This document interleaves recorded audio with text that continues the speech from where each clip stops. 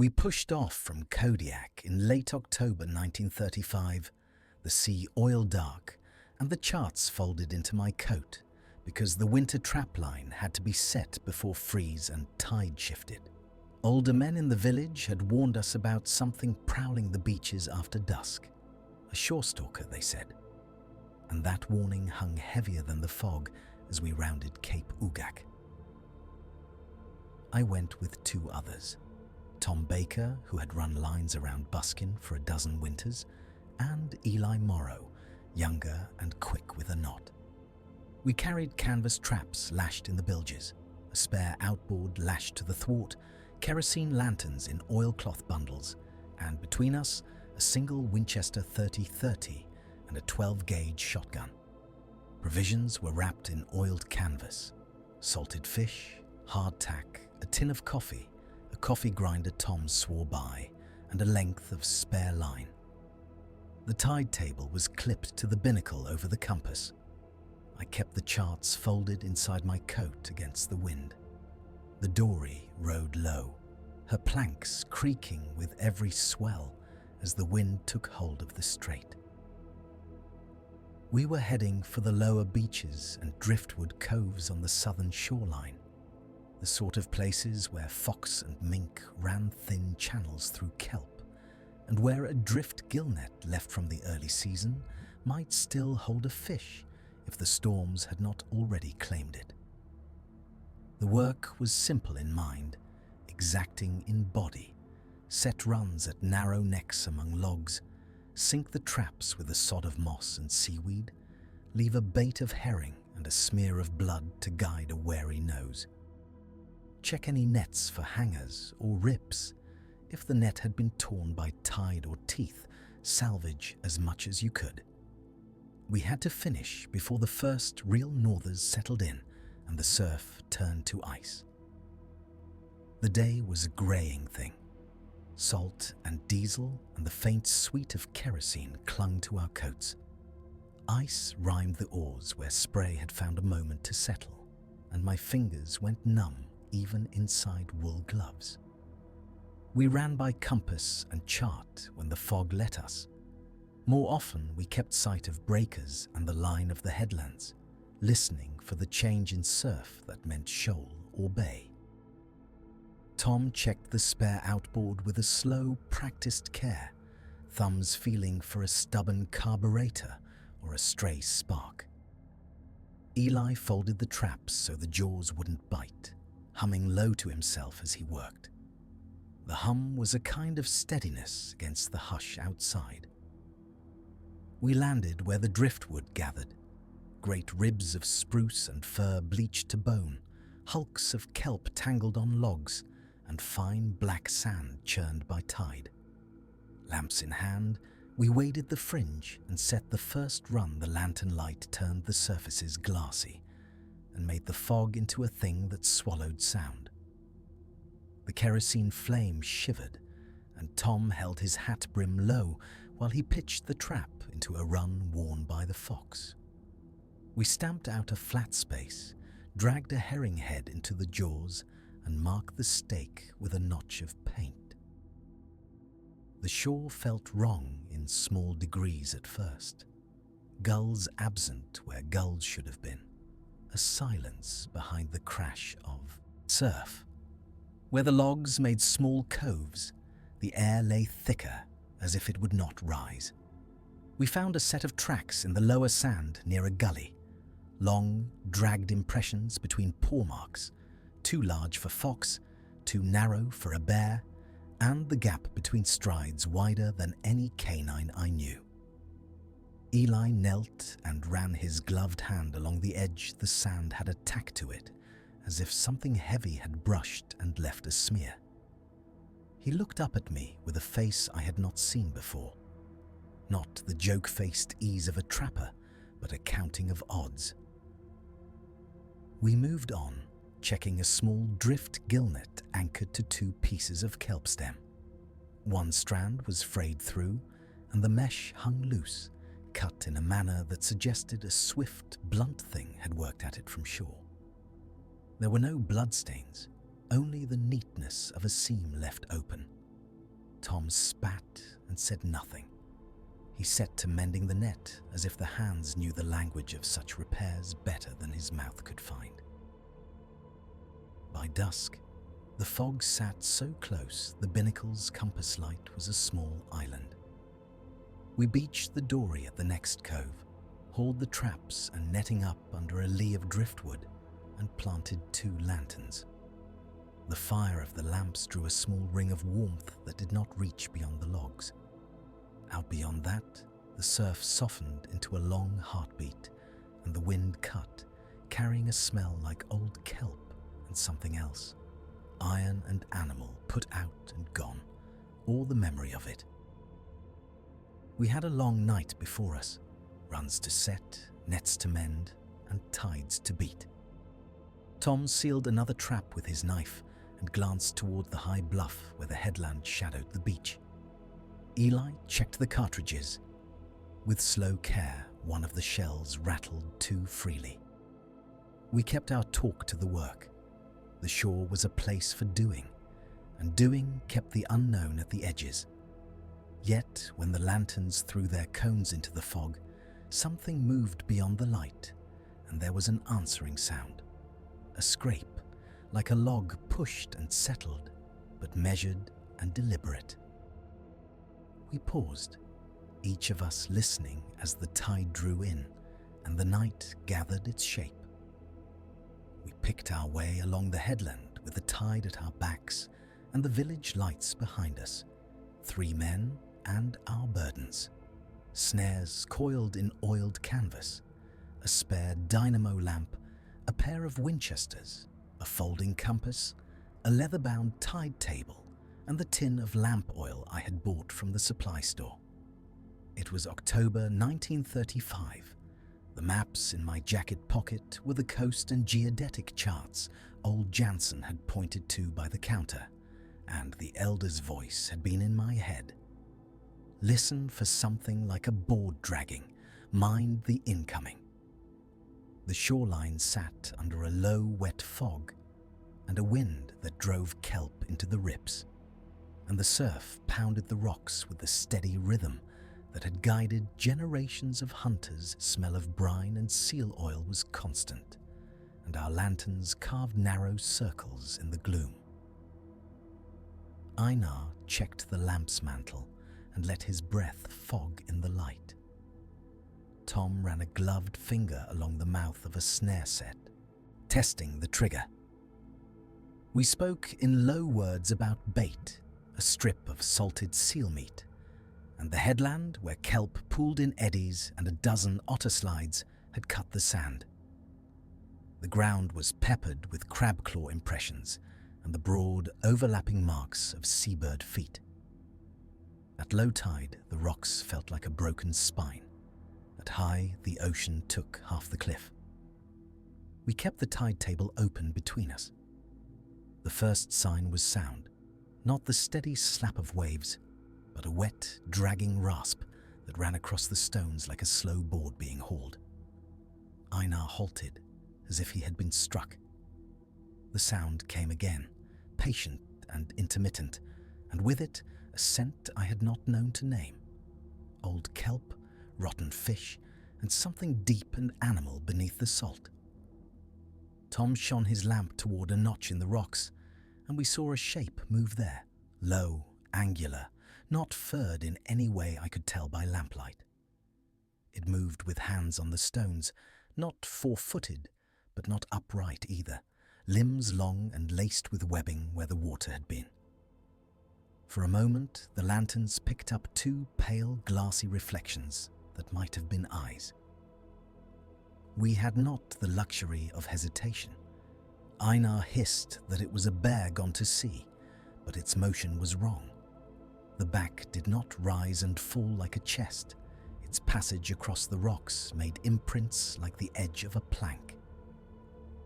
I thumbed the safety off my Winchester, the metal cold against my palm. Tom had his own rifle ready. We fired only when it drew closer, the night filled with the metallic report of both guns and the smell of burned powder. The lamps swung, a wet sound answered like a hand over wood. One shot met with a hollow thud, and a scattering of spray. Something struck the water and vanished beneath the dark. Einar slipped on a slick of kelp as he lunged toward the notch to sea. A wave came up the rock faster than any I had seen that tide. Not a curl, but a wall, and it took him at the waist.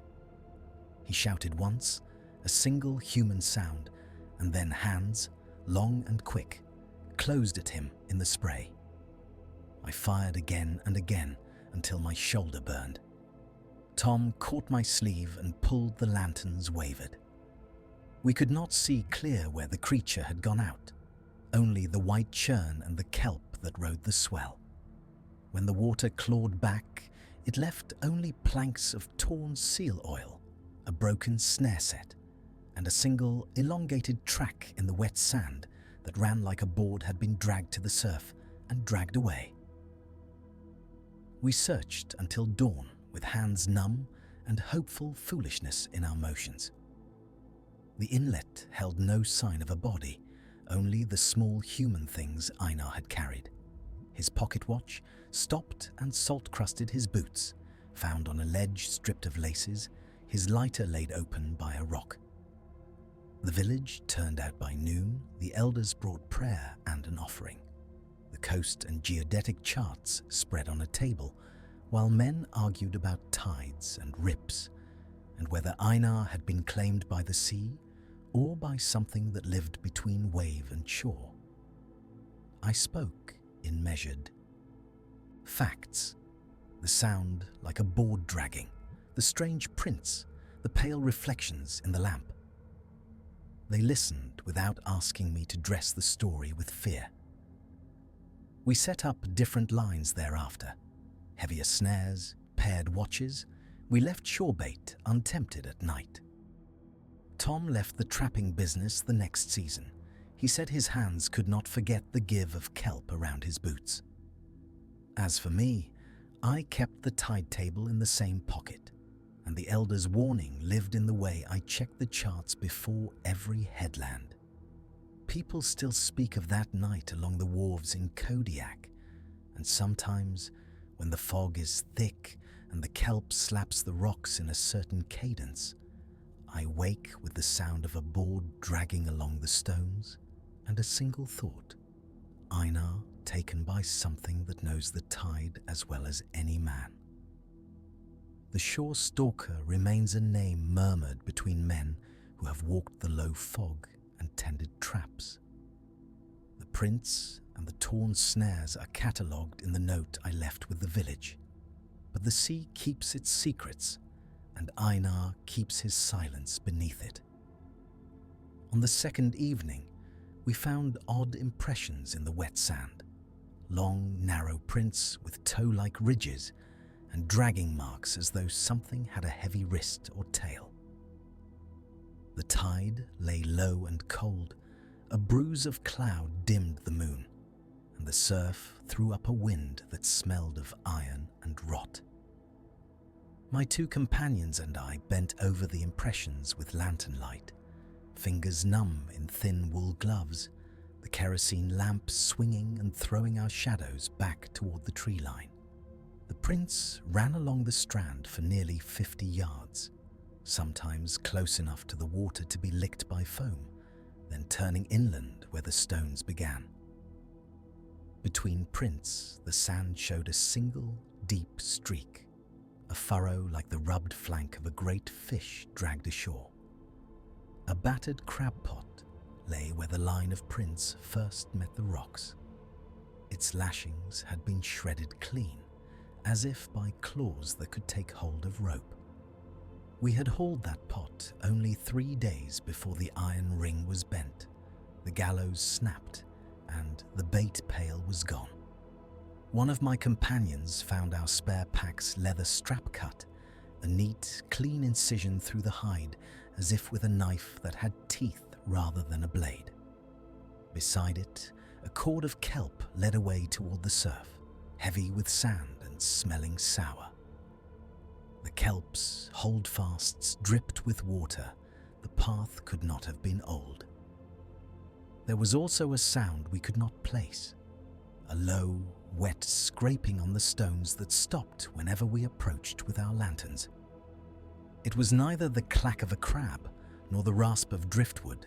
It had a tangible weight, as if something with a broad, blunt limb let itself along the rock. Each time we strode toward it, the scraping ceased, and the sea answered with ordinary hiss.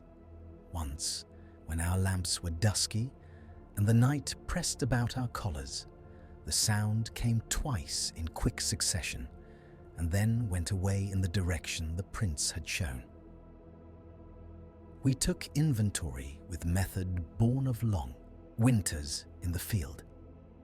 The Winchester lay over my shoulder, its varnish dulled by salt. We had 2 spare boxes of shells, a folding knife, a spare lamp, a length of manila rope, and a coiled snap trap for foxes. We measured the stride by a stick and found that the prince averaged 16 inches from heel to heel and 3 inches in width, too long and narrow for any seal we knew, and bearing those ribbed ridges that suggested toes. My fingers tracked one print and felt fine sand folded into the grooves, then smoothed by delicate ridges, no feathering from a web. We made no rash charge. We had learned from the island that haste invites mischance. We set the crab pots anew but nearer the bluff and anchored them with heavier rope. We removed all loose lashings and lashed them with double hitches. We lit a second lamp and set it upon a driftwood stake to give a watchful pool of light over the strand. Each of us took a turn at sentry. We ate in silence, hardtack, tinned beef sliced thin, coffee boiled over a small primus stove. The wind spoke through our canvas tent in long, hollow breaths. At times, the scraping sound recommenced, far off, as if some great animal at the water's edge was shifting itself sleepily. When my partner plucked at his cigarette and cursed softly, not for the smoke, but for the cut strap, we all heard it, a breathing not wholly animal, a sucking, damp inhalation that came from the dark where sand met sea. We raised our lanterns together.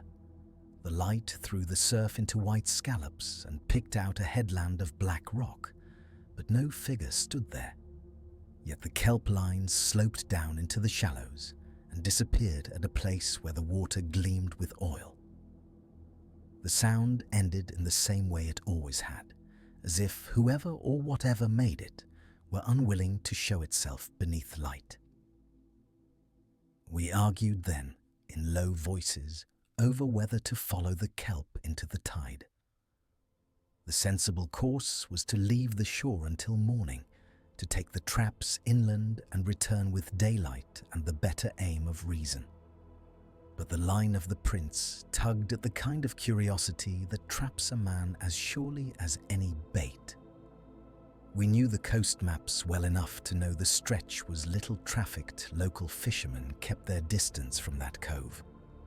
One of my companions said we ought to mark the mouth of the kelp with blazes for a return, and the other suggested we lay in wait until first light.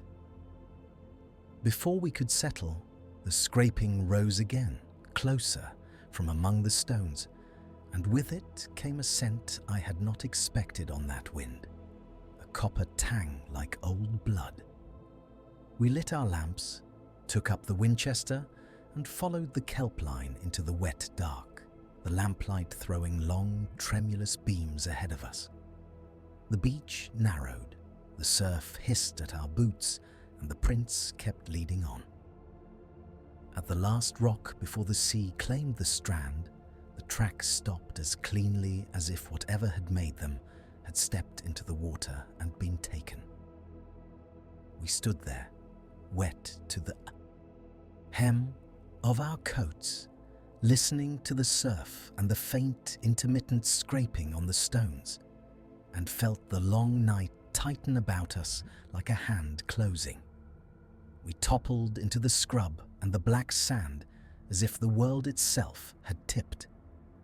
The lantern went headlong, flame guttering under the kerosene glass.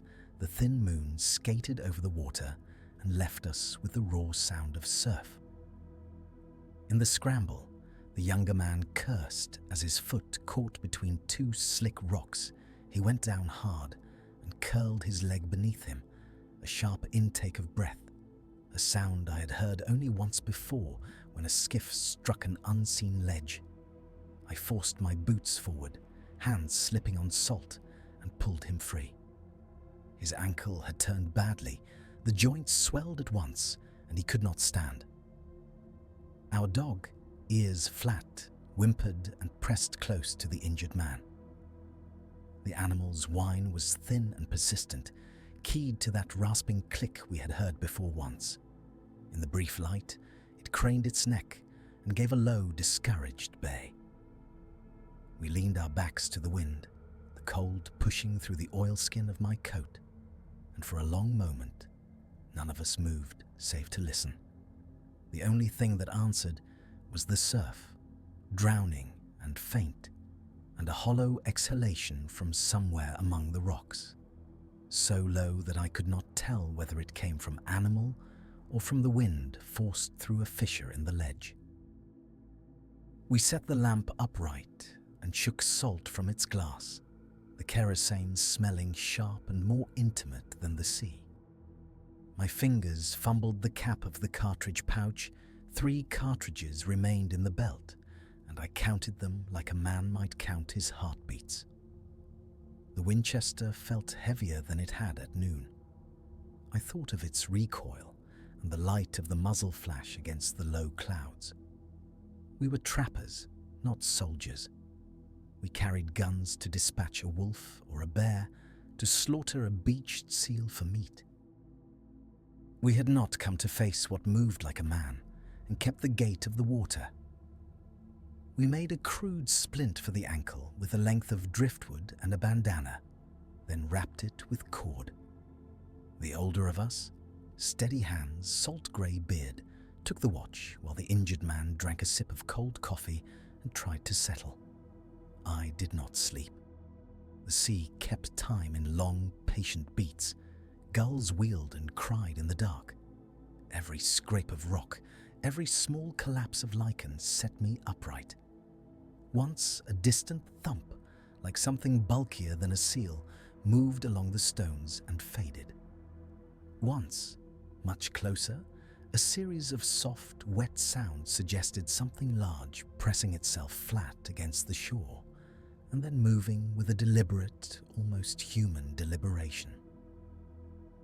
At first light, we pushed a small, half-rotted dory up beyond the high tide mark and into the lee of the bluffs. The tide had come in farther than we liked where we had set 2 line traps the night before. There were rips of torn canvas and the bait boxes overturned. Straps of kelp clung to stakes, and one trap lay half-dragged, its rope abraded and the shank bent as if by great weight. There were prints, large elongated impressions between human stride and something broader. The toes, if they were toes, were set at a slant and showed a spacing that suggested webbing. The prints led to the water's edge and vanished where the rocks were broken by foam. We found no blood, no clear sign of violence beyond the damaged gear. Our dog was restless once it ran to the water and peered into a pocket of foam, then retreated, shaking, as if something had moved under the surface. The old man stooped and ran his hand over the prints, then let it fall into the wet sand, clasping his hands together with the slow patience of a man who had seen too many things that would not explain themselves.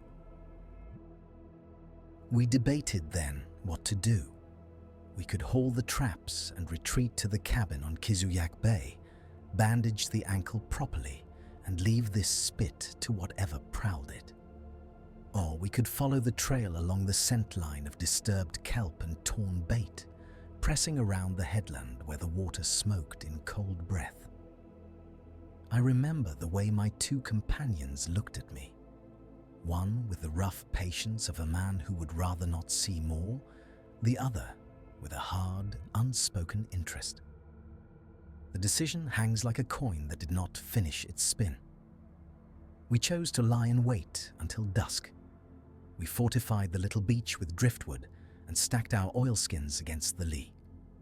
We would not walk that shore again unprepared. As the day waned, the clouds drew low, and a thin white moon thrust its pale knife into the coming dark. The sea kept its own counsel. I sat with the Winchester across my knees and watched the line of rock where the creature had moved. When the first click sounded, sharp, high, and almost amused, we lifted our heads as if a bell had been rung. The dog flinched and tucked its tail. The thing that lived in the surf had not gone away. We had only begun to learn its habits. We made for Kodiak at first light, the skiff's paint still damp with the previous night's surf, our traps stowed under canvas, and a single torn net folded like an accusation on the thwart. The sea smelled of kelp and old rain.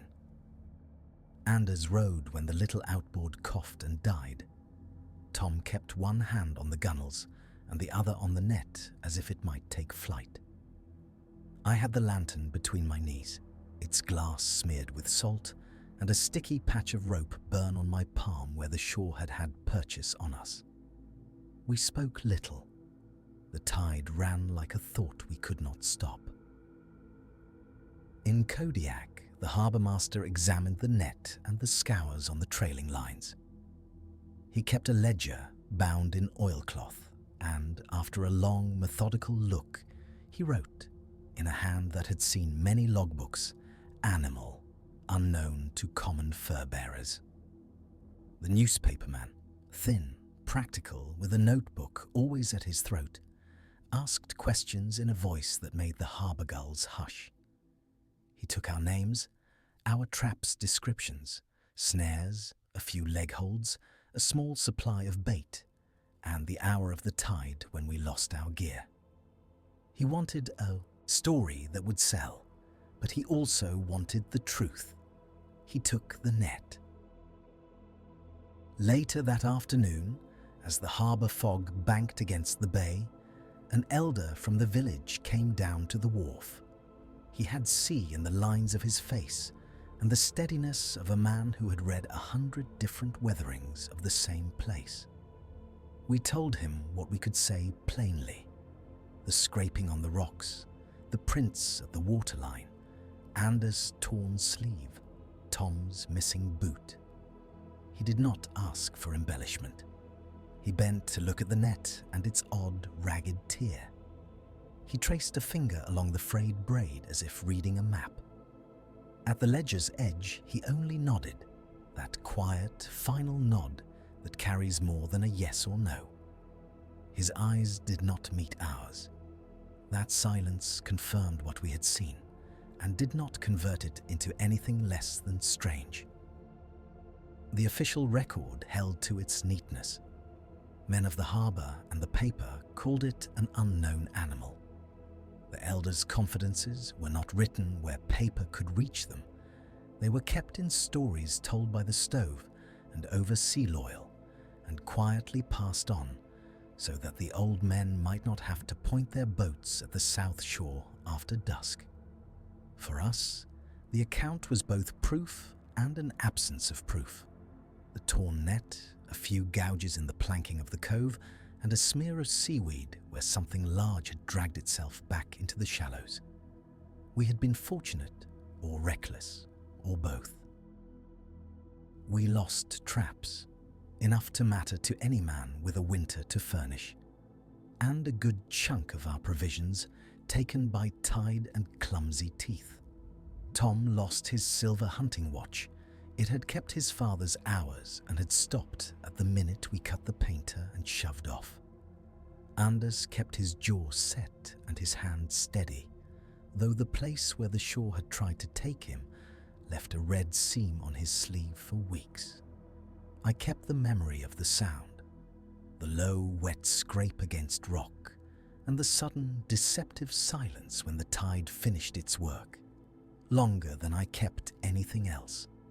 We could have stayed and fought the current, marked and measured and pressed our advantage, but the sea does not reason with anger, and men who read the weather know when to live to come home another day.